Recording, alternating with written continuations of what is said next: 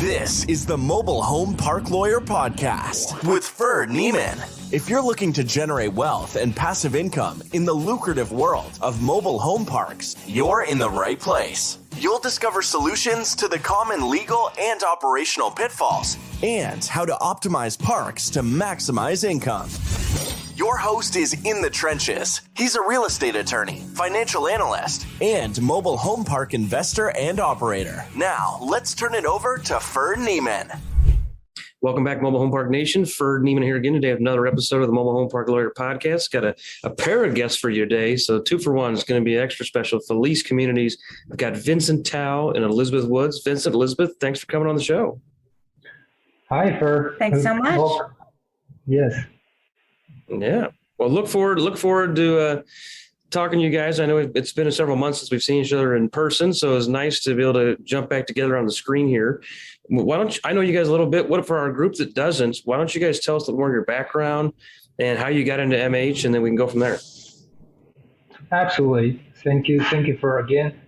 Excited to be on the podcast. I have been listening to Ferd's podcast for some time, and I've been listening to a lot of podcasts, but I would say that the depths and nuances covered in this podcast are pretty rare, even amongst the other fellow podcasts. But so my name is Vincent Tao. I am immigrant, came to U.S. about 18 years ago. My background is in mostly engineering and finance. Before I delve into real estate, I worked on the Wall Street for about over a decade.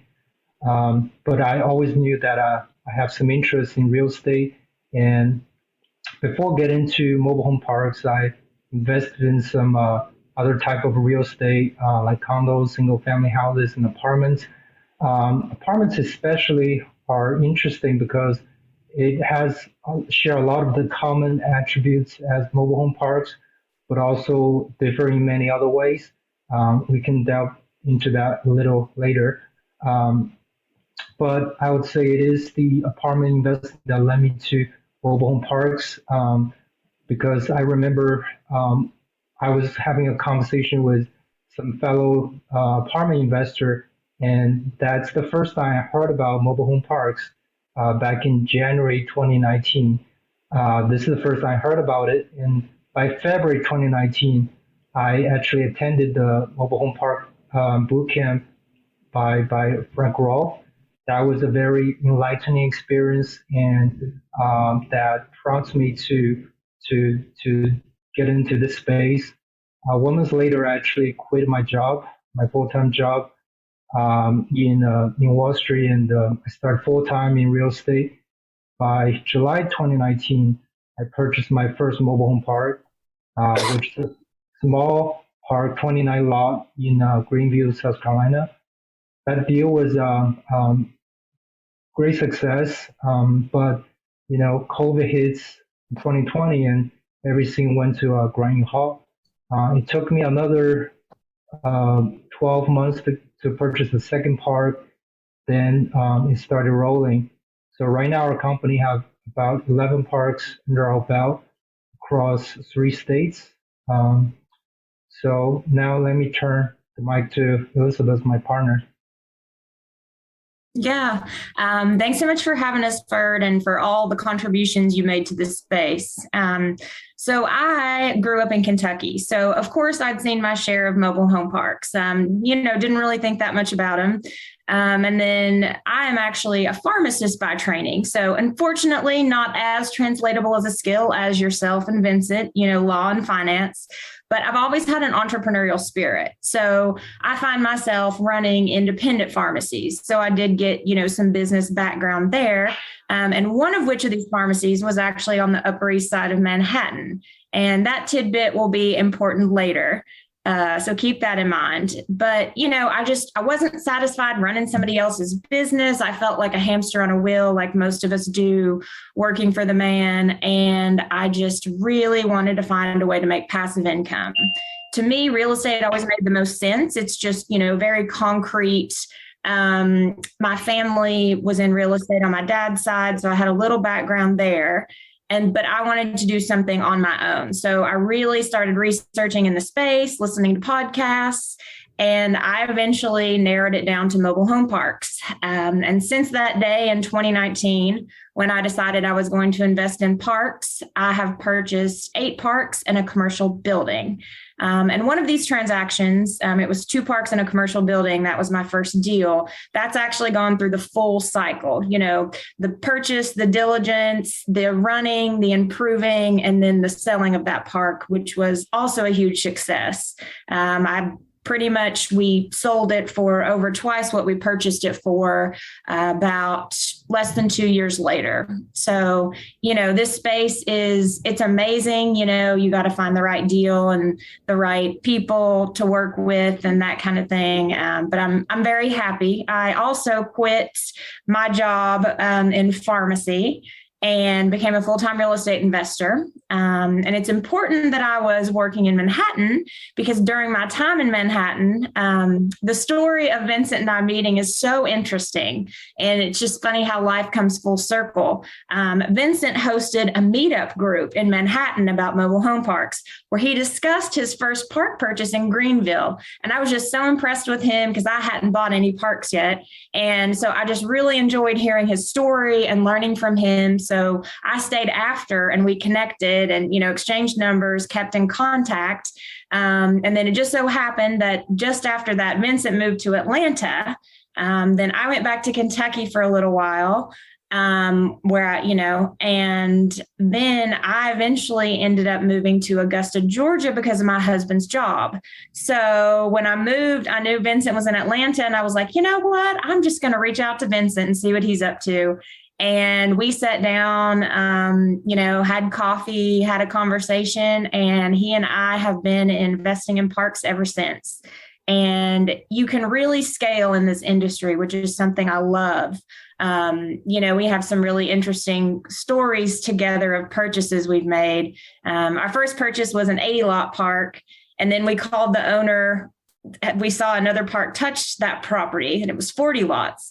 So, we bought our 80-lot park. We called the owner with the 40-lot park touching it, turned that into a 120-lot park and through cold calling. Then we see that there's another property half a mile up the road and it's 75 lots and 17 single family homes. We cold called and, followed up with the guy, showed up at his door and ended up purchasing that as well. So it's really neat if you're willing to, and Vincent really pushed me on this, if you're really willing to do the cold calling and if they don't answer, show up at their door and build that relationship with people. That's how Vincent and I have gotten most of our deals. So really enjoy working together. It's just by chance.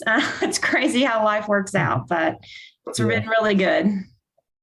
No, that's great. Yeah. I mean, that's good that you guys can find a partnership from, 2 different parts of the world, so to speak, and come together and partner, add all your supplement each other, complement each other, all that. So that's great. And I think you've hit the nail on the head on finding deals, finding off-market deals, cold calling, building rapport. It's harder to scale like that, but it's how you can, if you got a deal you like, that's often the way to do it, right? I mean, it's hard for, people that are, small to medium size to compete against the REITs and the big private equity groups on market deals. So it's like, that's where you can make your money is on the buy, and you're going to make your money on the buy on the deal that is hard to find. It's hard to get to the owner. So exactly.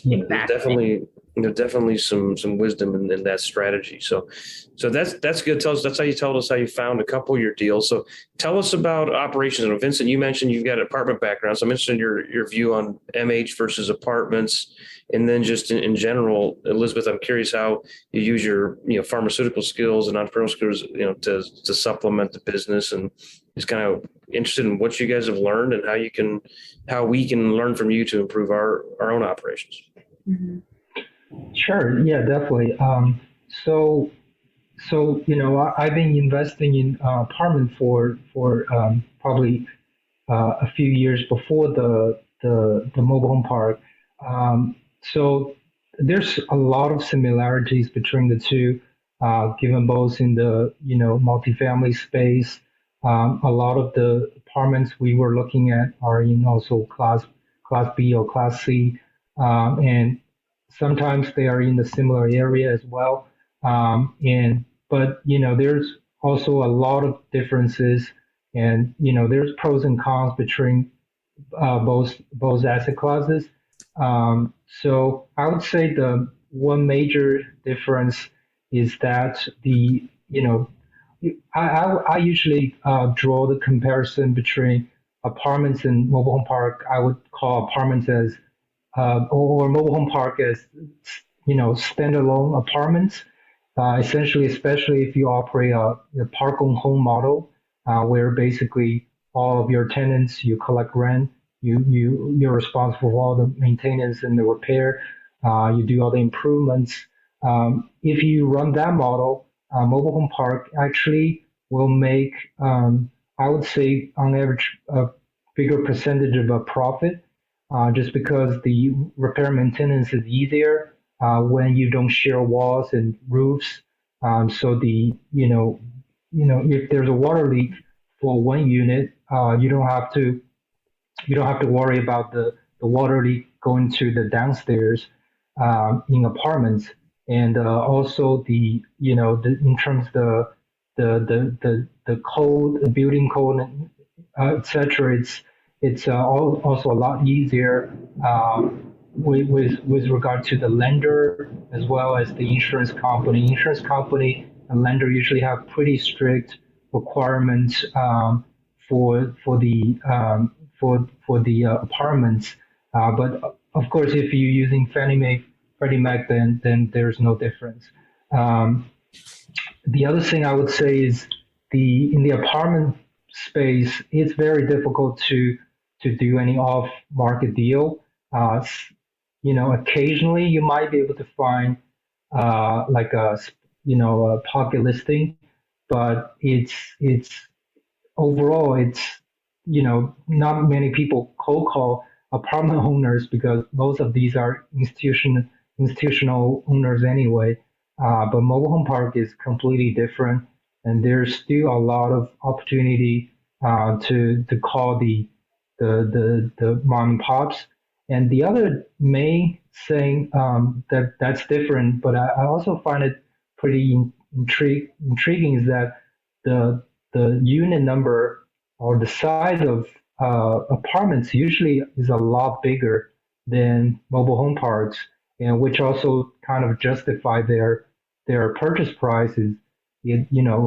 Oftentimes, maybe like 5 times or 10 times of apartments in the same area, 10 times of a mobile home park in the same area.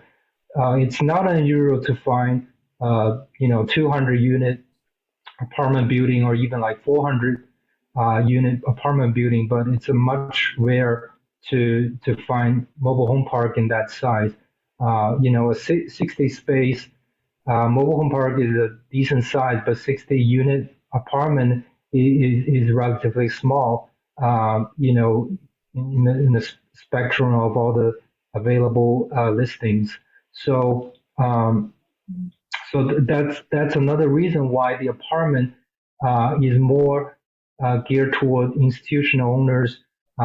But there's also on the flip side, I would say apartment investing has been around for a lot longer years, and there's a lot of training programs or a lot of more mentors in the space that can guide you through the apartment investing.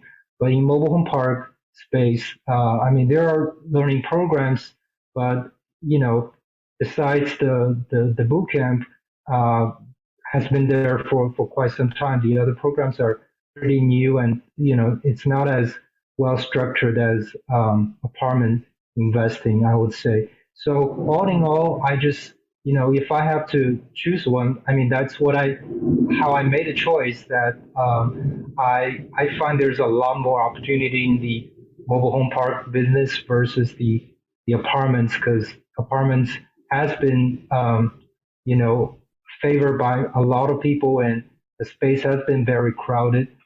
Even though mobile home park is getting more competitive, but it's nowhere near the competitiveness in the apartments. I agree. Yeah, thanks for your input there. Yeah. I think too, something I would add, because I also looked at, a bunch of different areas in real estate, and just, the cost of entry, it just seems incredible to try to buy, a multi-million-dollar apartment complex. So that just didn't seem reasonable to me. Another reason I chose parks too, it's easier to scale versus buying single family homes, but it's still attainable for all of us. So, I don't want any new people in the space to get discouraged, because, we've only been doing it for a few years, and it's really incredible what you can accomplish in the park space. And I forgot. Go ahead, Vincent. Yeah, sorry, I forgot to add one point that I feel there's a lot more creative strategies in the mobile home park space versus apartments, because in apartment you own the home. There's not much you can do in terms of shifting the ownership of individual units to the tenant. But in mobile home space, you have many different ways: rent to own or tenant own home.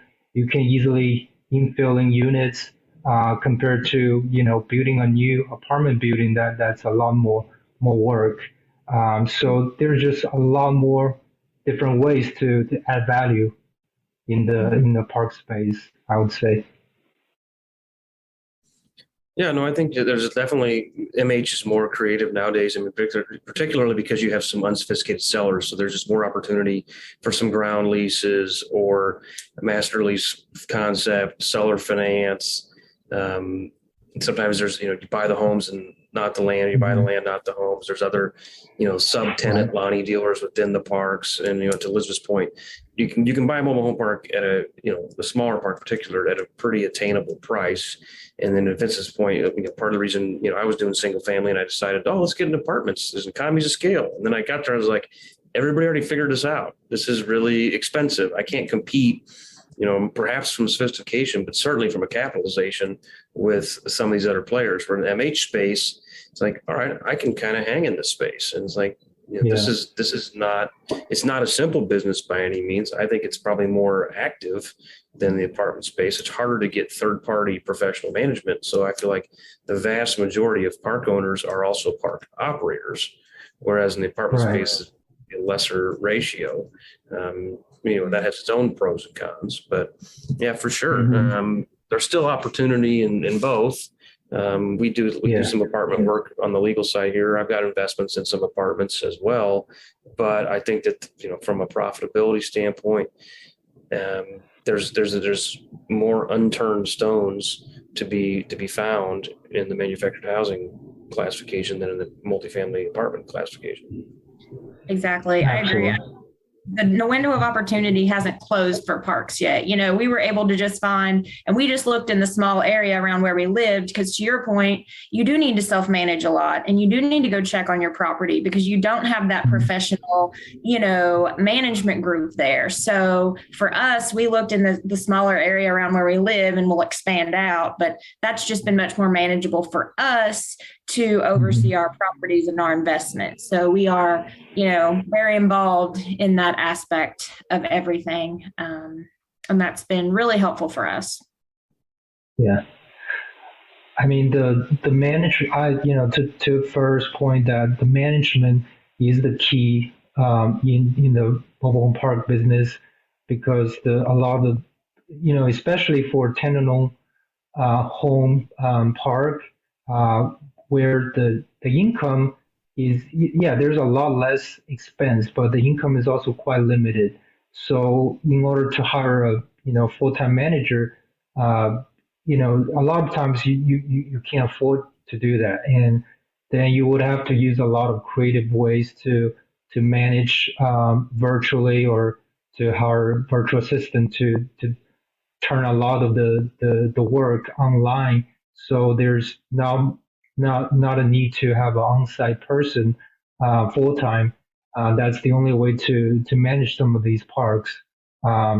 So yeah, that's what we are kind of exploring in the past couple of months, because the one issue we found after owning these parks is that we can't we're not able to manage to the same standard as when we only have one or two parks, which we can dedicate a lot more time to individual tenant. But now when you have over 10 parks, then you have to have a lot of other people to help you to manage, and that's when we started to really think about how we can make the system more scalable and to leverage more of other people's time to help us manage. And it's still been work in progress, but I think with the knowledge, the leverage of the technology, the virtual assistant,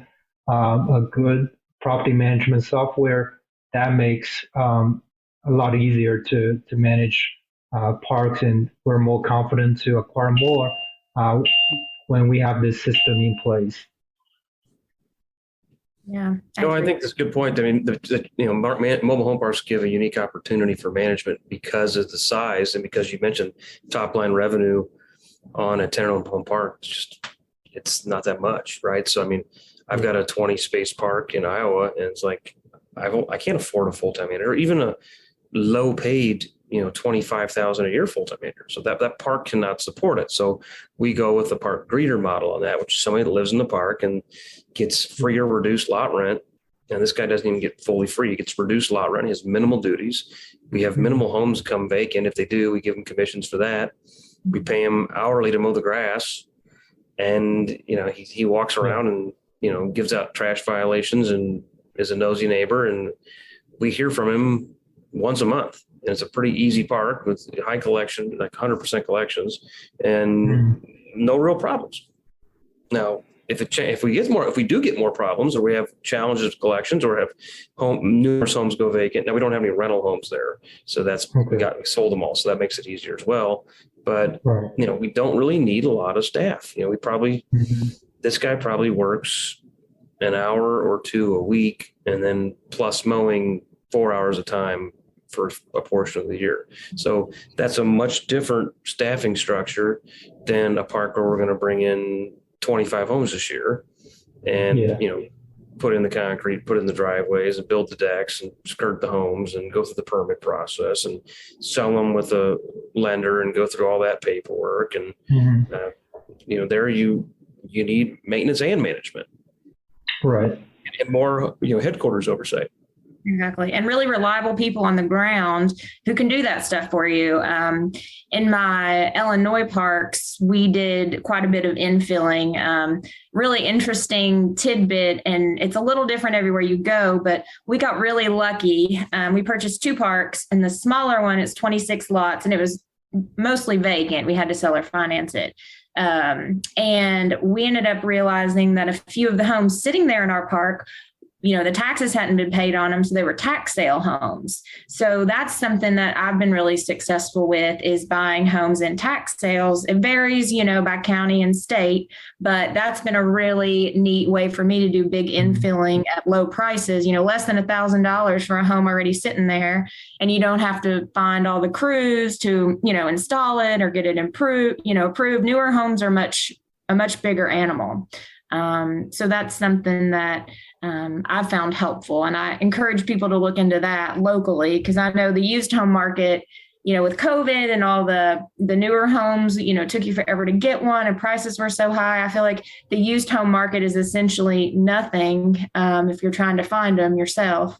So And then I think, Ferd, you kind of asked me how pharmacy relates to mobile home park investing. And I truly hadn't thought about that before. But now that you say it, and something else that's really helped us, especially through COVID time, is, as a pharmacist, I was responsible for helping people afford or get their medications no matter what. So I did a lot of patient assistance programs and that kind of thing. And something we've been really successful with in South Carolina and some other states is the assistance program, for rent. So something we did, it was a very tedious tedious process. So we ended up incentivizing our on-site manager to help with that paperwork by giving her a bonus every time, we got the check from the program there as SC Stay Plus. So I think that's something that really made sense to me, to help people pay their rent, get ahead. The more money they have in the pocket, the more money they have to pay you in rent even down the road. So that's been something that has helped us a lot. We still made people pay a little bit because we realized if the checks take a while to get there, but it would be thousands of dollars at a time. Yeah. The rental assistance program has been really helpful to us in the states we're in, Georgia, Alabama, South Carolina. This year all the funds are running out, but last year it helped quite a bit of, I would say, at least 30 to 50 tenants. We got them funding through rental assistance, so it's been really helpful. I guess it kind of depending on the state. Some states are a lot easier to get the funding versus the others. But our model is we don't file eviction right away. We usually always try to work with the tenant whenever possible. After the fifth month, we will usually give them a notice and try to see if they can give us a day when they can pay. And then if they say they can pay, then we try to see if we can, point them to rental assistance or set up a payment plan that suits their ability to, for the income. Or only when they don't respond, then we will send them the non-renewal letter. But then, usually 2 days after non-renewal letter, we want to also give them a cash for key letter to see if they want to move out. And usually at that point, they're going to talk to us. And sometimes we can make agreements, sometimes cannot. If not, then we just go ahead with the eviction. But that way, we feel like we know a lot of people were struggling during COVID, and also especially right now the recession, and there's more and more people are lost jobs, and so we try to be aware of the current economic situation and try to help people, but at the same time we want to be fair to everyone. So we usually don't waive late fees unless we set up a payment plan. Then at that point, if they follow through the payment plan, we will waive some late fees. But if they miss the payment plan, we're going to double their late fees. So we want to make it very, make them aware that they have to follow through their promises in order to stay in the community. And so far, it's been working well. Our delinquency has come down quite a bit after we adopt that approach. No, that's good that it's working. I mean, for us, we have a lot of people that use the government programs as well during COVID time. Some of the states are running out of money. I know, like Illinois, we own, 6 or 7 parks in Illinois, and Illinois is out of money now. And I think these people, I think what the system has done is it's taught these people bad habits that they don't have to pay their bills. We have some people that have not paid rent in 15 months. They fall behind 3 months. We file for eviction right away. The court in Illinois is now giving them a court-appointed attorney, and then they're unfortunately go to mediation. And then at mediation, they say, we'd like to get on a payment plan with government aid. Okay, government aid shows up, government aid pays it. 3 months later, runs out, repeat. 3 months later, runs out, repeat. And now the government's out of those funds. So this guy is probably not going to pay. So he's going to live there for 18 months, and then finally the government quit paying. So I do think we're going to come in as an industry, really more as a society. We're going to have a major problem coming down the pike where people were taught bad habits. And we're seeing home sales right now, people that are making $70,000 a year can't get approved for a $50,000 mobile home because during COVID, they didn't pay their rent, or during COVID, They got a nice fat stimmy check, and they use this down payment to buy a $90,000 souped up truck, and their truck payment's $1,100 a month, and now they can't get a house, despite having a nice middle class job, buying an inexpensive home. So I think to be determined how this is going to shake out, but I think a lot of these people are going to be at the soup kitchen a year from now with no home, no credit, no money, because they got these bad habits from all these stimmies and everything else. Yeah, that's frustrating. Yeah, I mean, definitely there's a lot of people not going to make it. I would say the same thing, but, we at least give them, I would say, after a couple of months, if the money runs out and they start to be delinquent, then, they will still be evicted.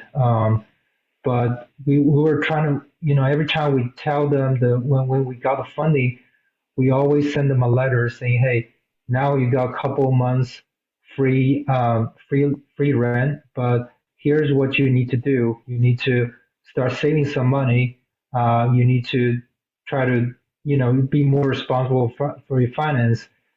Sometimes we even send them some free resources how to, sort out your finance and things like that. Some people will take the advice, some people don't. And, then after a couple of months, if they don't take any advice and they don't sort out their finance, then it's really on them. And there's, anyone who can't help themselves, no one can help them. So, we have to let them go at that point. Yeah, exactly. Actually, one of our on-site managers is a retired social worker. So she's been able to put together really good guides of, where people can get help. Because even if they get help with, groceries or utilities, then they have more money to pay their rent. So that's also been helpful for us through churches or things like that, the people that really need that help. That's it. That's not a bad approach either. Mm-hmm. All right, guys, this is good. Before we could jump here, any other tips or tricks or stories you want to share? Yeah, sure. So one thing I want to touch upon is, in terms of the, I know a lot of people interested in acquisition and, so, Elizabeth already mentioned quite a bit in terms of the talking to seller for the, cold calls through so one thing I want to say is that if your target is a park in the same area you're living, staying, I would say, try to show your face makes a huge difference. There, two cases, one that deal that was Elizabeth, and also another deal, one of my first few deals that we were almost like we were in discussion with the seller for the park, but he has like 3 buyers offering the same term for the park, and I got the park. The only difference is that I show up at his door, and he was not home, and then I drop a note, and then after that he actually called me back. He said, I don't know, I see anyone actually show up in my house and my camera can't capture your image. Like, aren't you afraid being shot? I said I didn't even thought about that. I am now. Yes, but that makes a difference. And then we go through that process. That deal probably took me 6 months to close. But and then we become good friends. Like whenever I have any issues or need any help reference on contractor in the area, he is very, he always before we close, he probably pick up my phone 3 out of 10 times. Now he pick up the phone probably 9 out of 10 times. So I would say he's got all that free time. He's not managing that park. He's looking for a work. You took his work, so now he's bored. Well, he always complains, I sold it too cheap to you. But but I'm so to the point that when you cold call, you definitely the relationship really matters in this business. It's really about the person. A lot of times when you have the good relationship, the price or the term doesn't matter as much. And then the other thing I want to touch upon is in terms of the financing, because especially right now, the financing are challenging for to get a bank financing. The rates are pretty high, so a lot of people trying to do the seller financing, and some of the I guess some of the deals we did in the past, we tried to do some combination, and where you got a you will get a you will get the bank financing cover maybe like 7 to 75%, but then you will try to work out another agreement to get a secondary loan with the seller, and sometimes it could be collateralized on the property, but sometimes you cannot. So in those cases, we actually try to collateralize on some other properties. So in order to get the secondary lien, and sometimes we also negotiate with the lender in terms of the capex budget, and that proves very useful when you have a turnaround park to do the work, to paving roads, to trim trees, to do waterline works and things like that. So I would say trying to be more creative in terms of financing, that will make a huge difference for the financial return. The lending is pretty much the bulk of the money that's invested into the property. Yeah, it's definitely more challenging in today's environment with the interest rates the way they are, and it's hard to get a quality loan at this moment. So what's your strategy for financing in the current situation? Well, I mean, deal flow is slowing as a result of interest rates. I mean, you could try seller finance. That's hard to do. I don't really want to get agency loans right now and lock in these rates because there's a big prepayment or yield maintenance penalty. So I think the strategy is, put up a little more equity, get a recourse local bank loan, and hope rates go down in 2-3 years, and then refinance out of it. And in the meantime, you got a local bank loan with a interest rate that, good grief, it might be 7% today. Certainly not going to be sub 6 unless it's a big project. But I mean, just for a kind of a small, medium-sized deal, $500,000 to $1.5 million, you're probably looking at the high 6s right now. And maybe 7. So it's hard to buy a deal that's a 6 cap even. It's not going to pencil very easily. You got to start putting 35% down instead of 20 or 25. Or you got to buy a deal that's a 9 cap, which is really hard to find. Right. Well, I hope the cap rate probably going to rise with the interest rate in the short term, and hopefully 2024 the rate's gonna. I mean that was the forecast to the rate's going to drop in 2024, but we're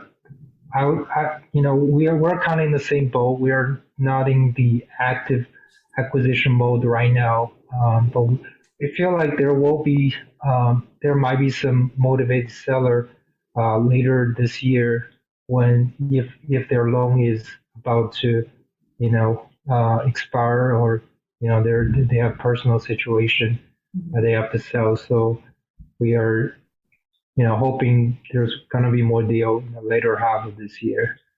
Yeah, agreed. And then the people we cold call with, we continually follow up with people. So, we have a streamline going of deals, and you never know when exactly they're going to work out or pan out or whatever. But we've actually been pretty successful with seller financing through building those relationships. You trust the person, and you can get a lot more accomplished when they trust you back. So that's probably what we'll kind of be aiming for. We went through a loan broker for one of our deals, and that was helpful as well. So I would tell people to check into that if they're having issues finding funding. That's a good point. Yeah, I've used loan brokers in the past, and it depends on the deal size and location as to which broker to use and what lenders they're ultimately going to find and all of that. But they can certainly help. I often will try to get a local lender that's local to that property, or once you get a good relationship with a local lender, they'll follow you around, even outside of the state. Sometimes there's restrictions. I had one time where they would not follow me outside the state because their bank charter didn't really allow it, and they would have to do a bunch of hoops that they were unwilling to. So sometimes you got to ask the bank. I'll do it early on, like, are you lending in this state, or will you lend in this state for this type of asset, and get a quick no before I even put together a loan package or anything like that, because you don't want to waste time.